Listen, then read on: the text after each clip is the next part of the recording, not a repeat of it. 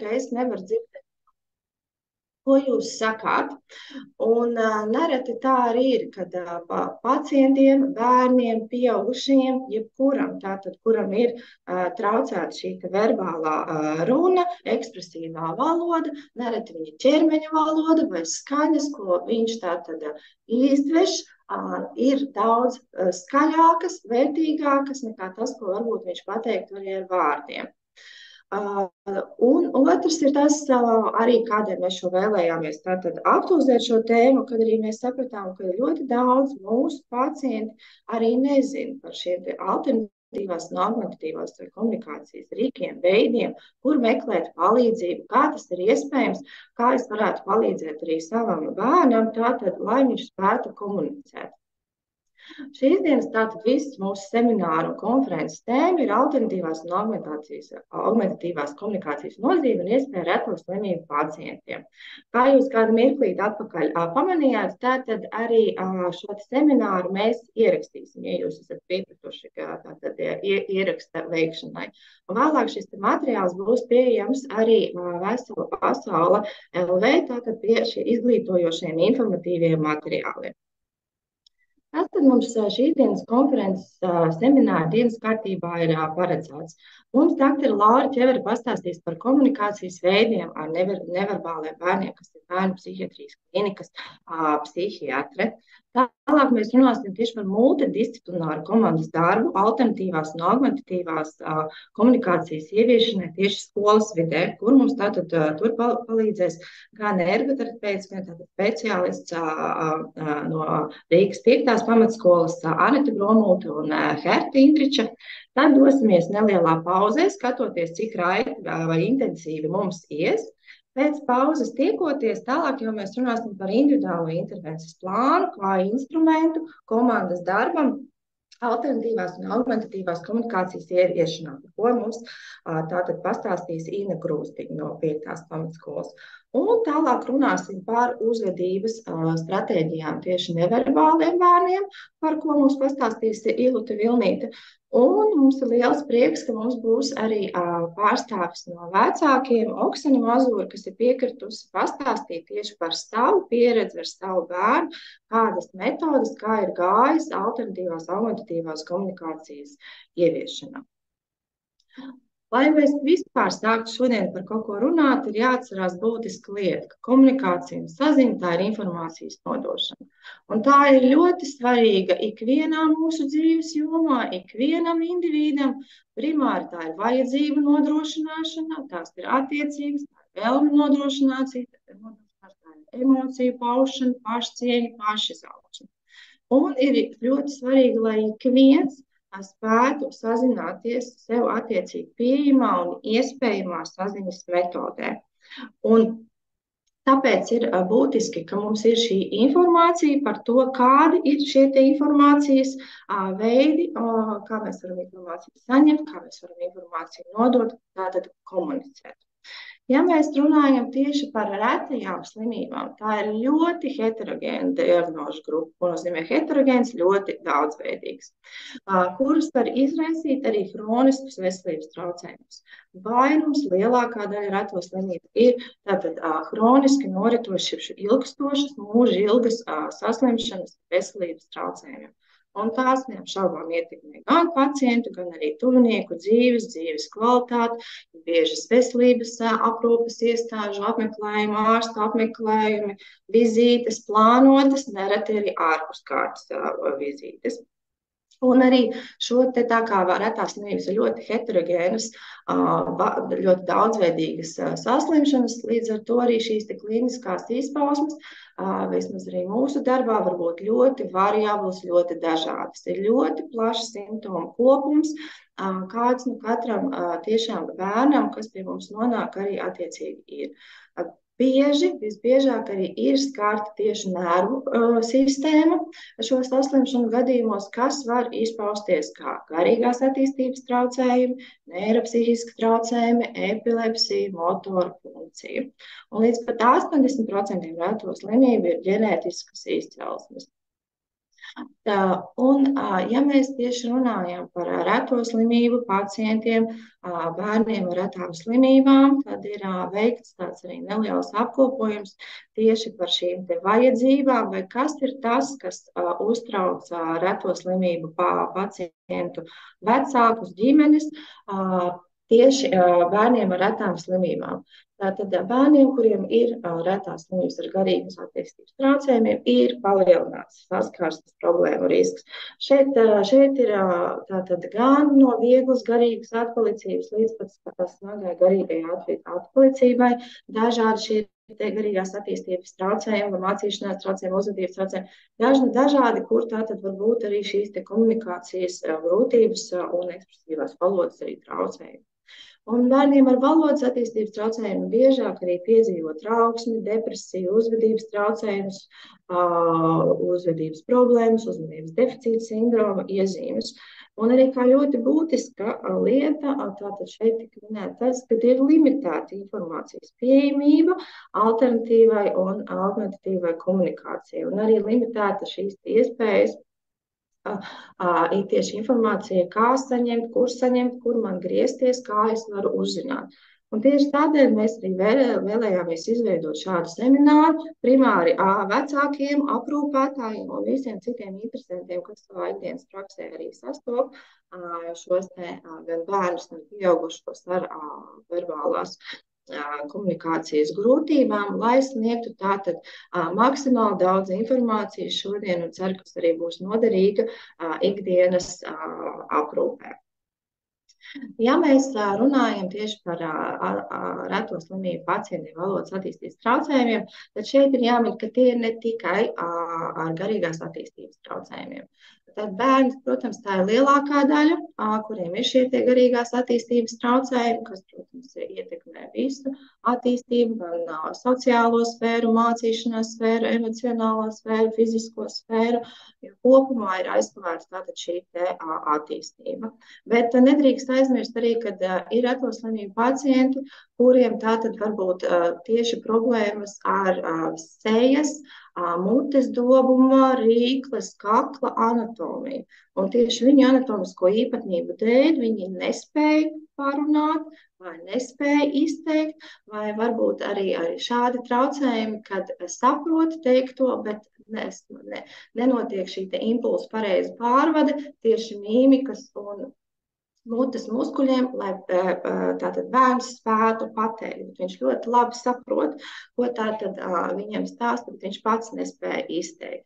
Tāpat varbūt arī šie pacienti, kuriem nepieciešams šis elpošanas atbalsts ar traheostomas, piemēram, izveidi dzīves laikā, vai ir tādas anatomiskās īpatnības, šķeltne, jeb tāds rieviņa, kas var atrasties gan starp lūpu, gan starp augstlējām, kas nav slēgušās ciet un atrodas šāds caurmiņš, kas var būt līdz pat degunām.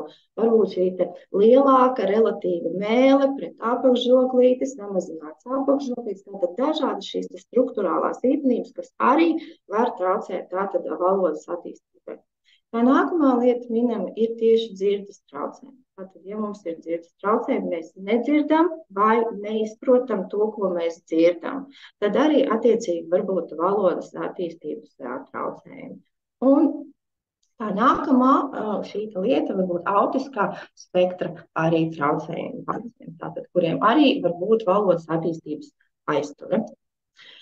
Ja mēs skatāmies kopumā uz jebkuru pacientu, kas ir ienācis mūsu kabinetā pie manis, kā pie pēdiatra, kā pie primārās aprūpes ārsta vai pie jebkuras ārstniecības personas vai arī aprūpes personas, tā medicīnas māsa, tā fizioterapeits, jebkurš, kurš tātad būs saskarē ar kādu, kuram nepieciešama šī palīdzība, tātad reto saslimšanu, tas mums ir pacients.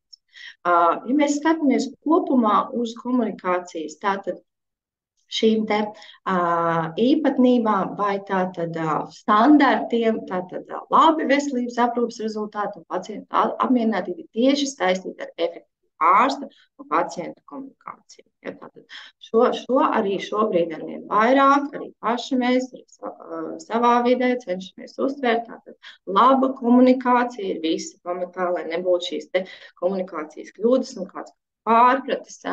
Un līdz ar to ļoti svarīgi, kā mēs runājam, kā mēs pasakām, kādu ķermeņa valodu mēs izmantojam, žestikulāciju, toni, valodas stilu. Tātad, lai tad pacients paliktu sadzirdēts, lai pacients paliktu ar to apziņu, ka viņš ir sadzirdēts, viņš ir saprasts un uzklausīts. Un šīs prasmes, protams, ir ļoti būtiskas, bet tās pamatā balstās uz to, ka arī mūsu pacients tātad sazinās verbāli. Mēs ar viņu sazināmies verbāli, un attiecīgi mēs pieņemam, ka viņš arī ar mums sazināsies verbāli. Kā tad ir ar pacientu, kuram ir valodas attīstības traucējumi? Un šeit tātad būtiski ir tas, ka arī man kā pediatram, reto slimību pediatram aprūpē ir bērni, kas savu veselības stāvokļa dēļ iespējams nekad nesazināsies ar ekspresīvās valodas palīdzību. Tātad viņiem būs nepieciešami citi komunikācijas rīki, vai varbūt mazliet citas metodas, nekā tātad mēs skatāmies standartizēti. Un bērni kopumā ir ļoti interesanta un labsirdīga, savdabīga populācija, kas arī vēl nav apguvusi augstāk minētās šīs komunikācijas stratēģijas, kas varbūt strādā pieaugušo veselības aprūpē. Bet zinot komunikācijas iespējas un nianses ar bērniem, kuri tātad nespēja sazināties ar vārdiem, ir iespējams sagatavoties gaidāmiem veselības aprūpes izaicinājumiem, jo tie nenoliedzami ir un arī mūsu praksē tie ir. Un, ir ļoti svarīgi atcerēties, ja pacients nesazinās verbāli, tas nenozīmē, ka pacients nespēja komunicēt. Ko tātad mēs varam izsecināt no šī te visa, vai ko mēs varam izmantot savā ikdienas praksē kā ārsti, veselības aprūpes speciālisti? Tātad vecāki un aprūpētāji ir tie, kas zina vislabāk, kā tātad viņu bērns aprūpējamais pauž savas vēlmes, vajadzības, emocijas. Un nereti ir tā, ka tieši viņi visbiežāk tikai to zina.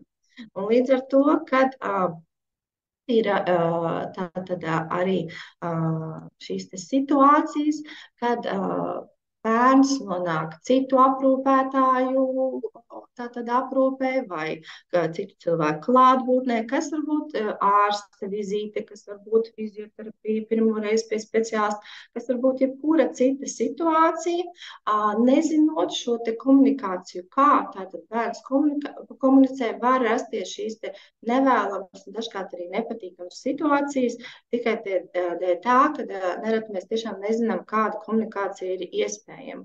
Un arī šis te bērns ir nobijies, viņš mēģina komunicēt, kāda ir viņa ierastais šis te komunikācijas stils. Tās var būt tikai atsevišķas skaņas, piemēram, rūkšana, kurai atšķirās tikai intonācija. Un, piemēram, mamma, kas ir primārais aprūpētājs, zina, ka rūkšana mazliet klusāk nozīmē, ka viss ir labi. Rūkšana mazliet skaļāk nozīmē, kad bērns ir uztraukts. Rūkšana pavisam skaļi nozīmē, ka viņš grib mājās. Tātad šādam te bērnam nonākot pie nepazīstama aprūpētāja vai tātad ārstniecības personas, kurš nezin šos viņa komunikācijas īpatnības, var likties, ka tātad pacientam ir kaut kas noticies vai viņš nejūtas labi. Un tāpēc nereti var būt arī apgrūtināti mums kā ārstiem šī veselības stāvokļa izvērtēšana. Īpaši varbūt mazāk primārajā veselības aprūpē, bet arī tātad neatliekamās situācijās, kad jāsniedz ir šī neatliekamā palīdzība. Un tad ir ļoti svarīgi, ja ir blakus aprūpētājs, vecāki, kas var pateikt, vai šīs te skaņas, vai kā viņš uzvedās, tas ir ikdienišķi, vai tas ir tomēr kaut kas ārpus viņa normas, un attiecīgi mēs varam spriest, vai kaut kas ir noticis vai nav noticis, jo viņam nav šīs verbālās valodas, viņš vienmēr nespēja pateikt, man sāp vēders, lūdzu, man palīdziet. Bet tātad, ko mēs varam darīt, vai kādas šīs stratēģijas mēs varam izmantot komunikācijā ar neverbālu pacientu? Pirmām kārtām tas noteikti ir tāpat kā jebkuru pacientu. Mēs sasveicinamies, mēs iepazīstinam ar sevi, jo mēs nekad nezinām, vai mums atbildēs vai neatbildēs. Protams, mēs vienmēr arī ceram, ka mums atbildēs. Bet tas var būt arī tikai mājiens no pacienta, kurš dzird mūs, saprot, un arī tātad pamāja mums pretī, ja mēs ar viņu cieņpilni tātad izturamies. Nākamais ir noskaidrot, kāds ir šis te komunikācijas veids, kā komunicē pacients. Ja, tātad, ja ir uz vizīti arī ģimenes locekļi vai aprūpētājs, tad labāk būtu uzdot jautājumu nevis vai jūsu bērns runā, bet, teiksim, kā jūsu bērns runā, kāds ir šis te, komunikācijas veids, kā jūsu bērns komunicē. Un tātad vecāki tātad arī izstāsta, kā tas ir. Jā, ir varbūt 5 līdz 10 vārdiņi ar dažādām nozīmēm. Ir zilvītis, ne viņš ir pilnīgi nerunājošs, bet viņam attiecīgi ir zīmju valoda, ir apguvis. Vai arī ir nerunājošs, nav zīmos, bet mēs izmantojam kartiņu sistēmu. Ja? Vai citu šos te alternatīvos normatīvos komunikācijas rīkus, par kuriem tālāk arī tātad runāsim. Un, protams, mūsu kā speciālistu viedoklis, kā speciālistu viedoklis ir arī uzklausīt un arī pajautāt, kādas vēl ir šīs te atšķirības, kas varbūt ir no normotipiskiem bērniem, kādas vēl varbūt ir īpatnības. Varbūt bērns ir, kuram nepatīk pieskārieni, kuram varbūt vairāk pasēdēt mammai klēpī, līdz mēs sākam šo te gan runāšanu, gan izķaujāšanu, gan arī apskati.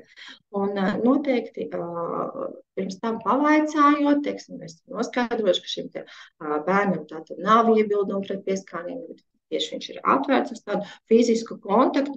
Būtu būtiski, kad komunicējot ar šiem neverbāliem pacientiem, mēs arī, ja ir saņem šī atļauja, mēs varētu arī pieskarties, teiksim, paturēt rociņu, un arī šādā veidā paust tātad šo te uzticību pacientam, lai nebūtu tikai tas apskats laikā, kad tas ir vienīgais pieskāriens pacientam, ka mēs paskatāmies, jā, viss kārtībā, vēderā viss ir kārtībā, kad mēs klausamies, arī viss ir kārtībā. Un, protams, arī ir šī savstarpējā komunikācija ar vecākiem vai aprūpētājiem. Izskaidrots tātad, kāds ir šīs vizītes mērķis vai veselības stāvoklis. Un būtiski arī ir runāt arī savstarpēji, gan ar kolēģiem, gan ar ģimeni. Tātad runājot ar pacientu kā ar bērnu, kā ar individu, kā ar personību, ne tikai minot viņu diagnozi. Šīs ir tās grūtības, varbūt tiešām ar ko arī es savā ikdienas praksē sastopos un neteikšu, ka šis viss izdodas viegli atbilstoši šai stratēģijai, jo pacienti ir tiešām ļoti dažādi un katram ir arī mazliet individualizēta šī pieeja tieši komunikācijā ar pacientu. Un kā pēdējo slaidu un arī ievirzi tālākā jau mūsu diskusijā, es esmu izvēlējusies Volta Disneja citātu, kurš ir pamatlicējs visai Disneja multiplikācijas animāciju filmu. Tātad šeit industrijai no visiem mūsu izgudrojumiem masu saziņa attēli joprojām runā vispazīstamākajā valodā. Tātad šī valoda ir neverbālā komunikācija var būt ļoti dažāda ar ļoti dažādiem rīkiem. Un tātad mūsu šīs dienas mērķis ir tātad gan iepazīstināt citus ar šīm komunikācijas veidiem, gan arī paši, arī man apgūt jaunas prasmes un lietas. Un arī būtiski, ko mēs esam sapratuši arī mūsu vizītēs, kad tiešām ir šīs informācijas barjera vai trūkums tieši aprūpētāju vecāku vidū un arī kur un vai vispār kādas ir tad šīs iespējas, attiecīgi, kur rast idejas vai informāciju par šiem komunikācijas veidiem.